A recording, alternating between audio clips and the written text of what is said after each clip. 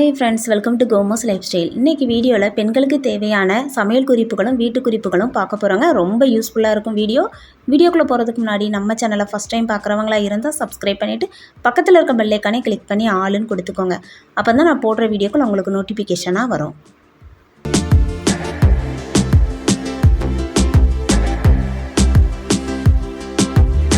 First tip வந்து school பேக்கை வந்து நம்ம ரொம்ப ஈஸியாக சிம்பிளாக நம்ம வாஷ் பண்ணி எடுத்துடலாங்க.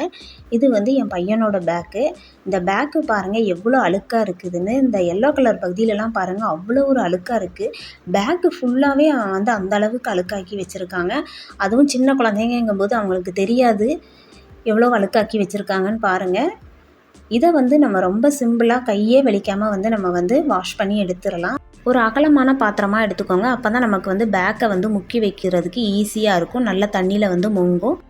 இதில் நான் தண்ணி எடுத்துருக்கிறேன். இப்போ ஒரு ஷாம்பு இதில் சேர்த்துக்கிறேங்க. நான் பாக்கெட் ஷாம்பு தான் சேர்த்துருக்கிறேன். நீங்கள் எந்த ஷாம்பு யூஸ் பண்ணுவீங்களோ அந்த ஷாம்பு சேர்த்துக்கோங்க.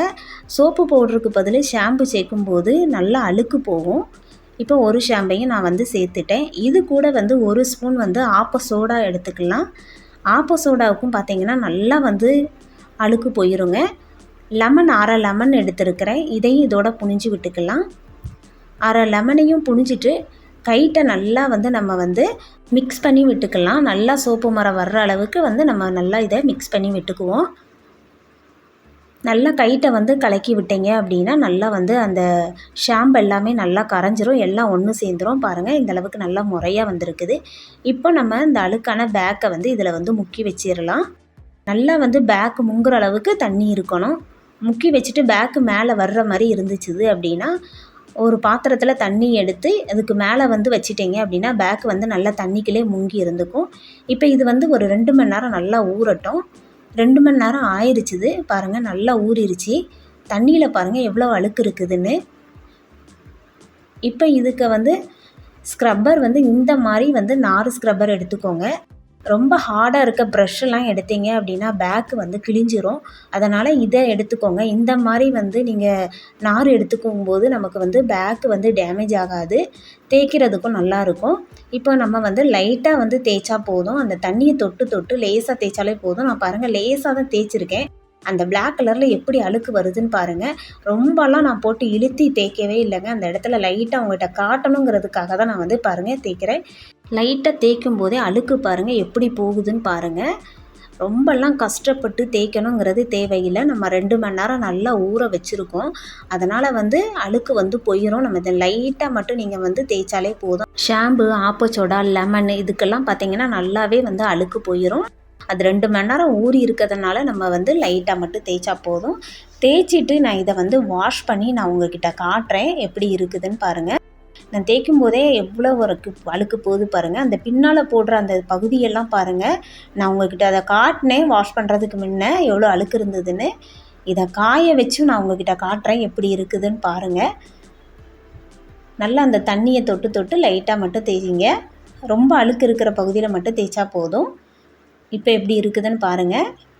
இதை நான் உங்கள்கிட்ட காய வச்சதுக்கப்புறம் நான் மறுபடியும் காட்டுறேன். இப்போ நான் எல்லாமே தேய்ச்சி எடுத்துட்டேன். இதை காய வச்சுட்டு நான் உங்கள்கிட்ட காட்டுறேன்.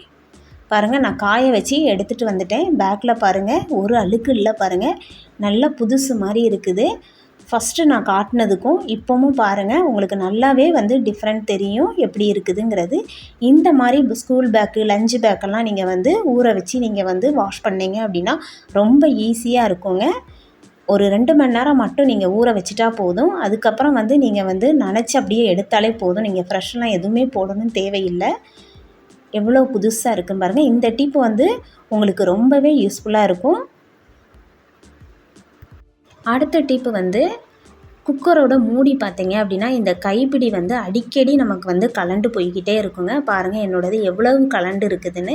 ஒவ்வொரு வாட்டியும் நம்ம சமைக்கும் போது இதை நமக்கு டைட் பண்ணுறதே வேலையாயிரும். இதுக்கு ஒரு அருமையான டிப் சொல்கிறேன். இந்த ஸ்க்ரூவை ஃபஸ்ட்டு கழட்டிக்கோங்க. கழட்டிட்டு பூண்டு எடுத்துக்கோங்க. பூண்டு தோலை உரிச்சிட்டு எடுத்துக்கலாம். அந்த பூண்டை நம்ம தேய்ச்சி மாட்டும் போது நமக்கு ரொம்பவே நல்லா ஸ்ட்ராங்காக இருக்குங்க. நான் பூண்டு எடுத்திருக்கேன். இதை தோலை உரிச்சிட்டு இந்த பூண்டை அந்த ஸ்க்ரூவில் வச்சு நல்லா தேய்ச்சி எடுத்துக்கோங்க. நமக்கு வந்து பூண்டோட அந்த பசை வந்து அந்த ஸ்க்ரூவில் வந்து நல்லா வந்து இருக்கணும். இப்படி தேய்ச்சி எடுத்துக்கிட்டிங்க அப்படின்னா நல்ல ஒரு வழுவழுப்பு தன்மையோடு நமக்கு இருக்கும். இந்த மாதிரி தேய்ச்சிக்கலாம். இது வந்து பார்த்திங்கன்னா கொலுசு, கம்மல் இதுக்குமே வந்து நீங்கள் வந்து இந்த பூண்டை வந்து நீங்கள் வந்து இப்படி தேய்ச்சி வந்து கம்மலெல்லாம் போட்டிங்க அப்படின்னா நல்லா டைட்டு கொடுக்கும். இப்போ வந்து நம்ம வந்து இந்த ஸ்க்ரூவை போட்டு மாட்டிக்கலாம். இப்படி மாட்டி வச்சிங்க அப்படின்னா உங்களுக்கு 6 மாதம் ஆனாலும் கலரவே கலராதுங்க. நான் இப்போ டைட் பண்ணிக்கிறேன். நான் வந்து இந்த மெத்தடு தாங்க யூஸ் பண்ணுறேன். இதை ட்ரை பண்ணி பாருங்கள். கண்டிப்பாக வந்து உங்களுக்கு ரொம்ப யூஸ்ஃபுல்லாக இருக்கும். ஏன்னா நம்மளோட குக்கர் வந்து நம்ம டெய்லி யூஸ் பண்ணுறது. டெய்லி பார்த்திங்கன்னா நம்ம சமைக்கும்போது நமக்கு வந்து இதை டைட் பண்ணுறதே வேலையாக இருக்கும். இந்த டிப் உங்களுக்கு ரொம்ப யூஸ்ஃபுல்லாக இருக்குங்க. பூண்டு தான் நம்ம வீட்டில் இருக்க பொருள் தான். இதை வச்சு நம்ம வந்து நல்லா டைட் பண்ணிடலாம். ட்ரை பண்ணி பாருங்கள், ரொம்ப யூஸ்ஃபுல்லாக இருக்கும். அடுத்த டிப் வந்து மிக்ஸி ஜாரு நம்ம வந்து எதாச்சும் அரைச்சிட்டு நம்ம வந்து க்ளீன் பண்ணி வச்சுருப்போங்க. ரொம்ப ஈரமாக இருக்கும். அடுத்தல வந்து நமக்கு வந்து அர்ஜெண்ட்டாக வந்து மசாலா பொடியாக இருக்கட்டும், இல்லை இட்லி பொடி, எந்த பவுடராக இருந்தாலும் நமக்கு வந்து அர்ஜெண்ட்டாக திரிக்கணும், பவுட்ரு பண்ணணும் அப்படின்னா வந்து ஈரமாக இருந்ததுன்னா நம்ம அதோடு அப்படியே வந்து பவுட்ரு பண்ணணும் அப்படின்னா மசாலா பொடியாக இருந்தாலும் சரி, எந்த ஒரு பவுடராக இருந்தாலும் கெட்டு போயிடும். நல்லா ட்ரை ஆனதுக்கு அப்புறம் தான் வந்து நம்ம வந்து பவுட்ரு பண்ண முடியும். ஒரு காட்டன் கிளாத்தை வச்சு நம்ம நல்லா தொடச்சிட்டு மறுபடியும் பவுட்ரு பண்ணாலும் அதுவும் சரி வராது. ஏன்னா நம்ம என்ன தான் வந்து தொடச்சாலுமே அந்த உள்ள வந்து அந்த பிளேடு பக்கத்தில் தண்ணி இருக்க தான் செய்யுது.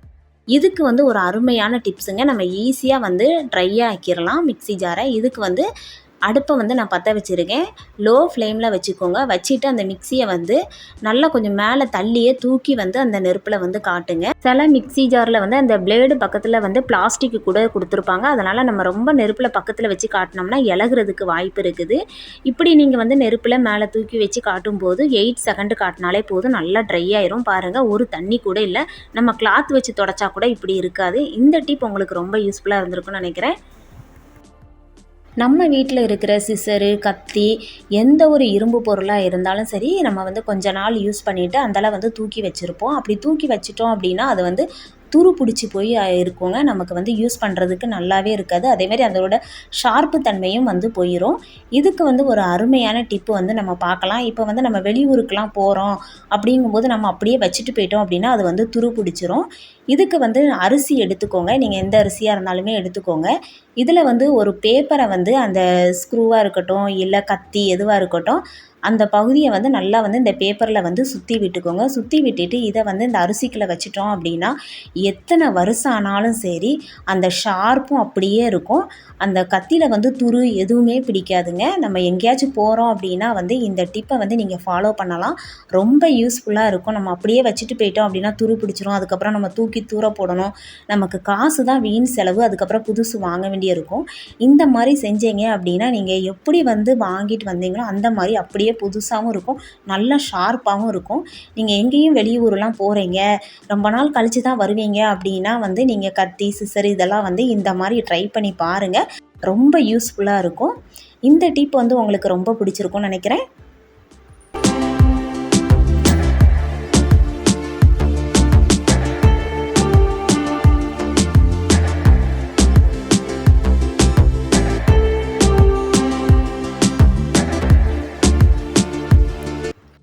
பார்த்தா எல்லா டிப்ஸுமே உங்களுக்கு ரொம்ப யூஸ்ஃபுல்லாக இருந்திருக்கும்னு நினைக்கிறேன். அப்படி யூஸ்ஃபுல்லாக இருந்துச்சுன்னா லைக் பண்ணுங்கள், உங்கள் ஃப்ரெண்ட்ஸ் அண்ட் ஃபேமிலிக்கு ஷேர் பண்ணுங்கள், மறக்காமல் சப்ஸ்கிரைப் பண்ணுங்கள், பக்கத்தில் இருக்க பெல் ஐக்கானே கிளிக் பண்ணி ஆளுன்னு கொடுத்துக்கோங்க.